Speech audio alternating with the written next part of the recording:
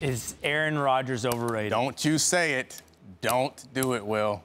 Please It's like don't. seeing all the, weapons pointed at you, and, if you walk over there, what's going to happen? Are you going to walk? You're going to cross this line and say it, aren't you? Here's why. Yeah, let's lean in. Yeah, let's do this. Here's why. Here's why. No, say it. Okay, the answer is yes, he's overrated. You want that? Because that's the truth. It's the truth. Okay, the truth. so please it's not proceed. A punchline. It was funny, though. So what is the reason why Aaron Rodgers is overrated? Okay, because you have to start with how is Aaron Rodgers rated, right? The only answer to whether or not someone is underrated or overrated is to ask yourself, how are they currently being rated? And he's being rated as a comparable to Tom Brady, and that's overrated. If I'm walking into the valley of the shadow of death, I don't need you tripping me halfway down. Let me see if I can get out the other side. Apologies. Go right ahead. Here's the thing.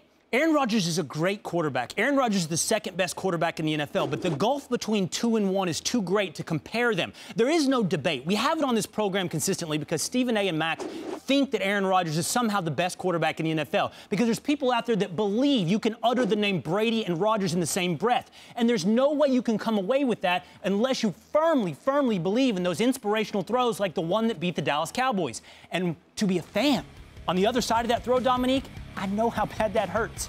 I know how great he is.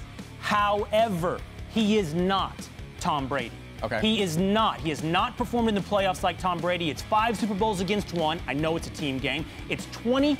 Let me just repeat this. Playoff record for Tom Brady, 25-9. Over 700 his winning percentage. Playoff record for Aaron Rodgers, 9-7. Those do not deserve to be compared. You know who has a better playoff record than 9-7? Joe Flacco, 10-5. Aaron Rodgers is better than Joe Flacco, but he's not Tom Brady, and we keep acting like he is, and that makes him overrated. So I didn't trip you. You just tripped yourself there at the end by throwing Joe Flacco in there. I just give you the facts if you don't like it. No, you threw off your whole argument by saying Joe Flacco because you're making the point now that's very clear. You also said it's that it is a team game. Obviously, it's a team game, and obviously Joe Flacco's record in playoffs is better than Aaron Rodgers. Are you going to say that Joe Flacco is then better than Aaron Rodgers? No.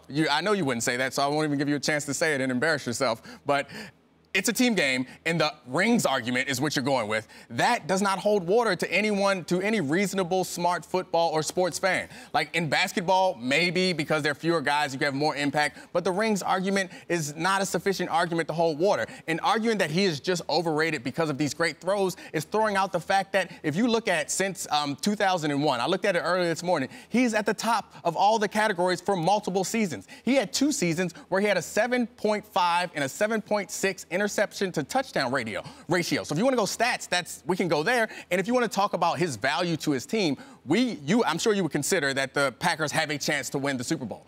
And I would ask you why. You will say one name and one name only. If I say, do the Patriots have a chance to win the Super Bowl?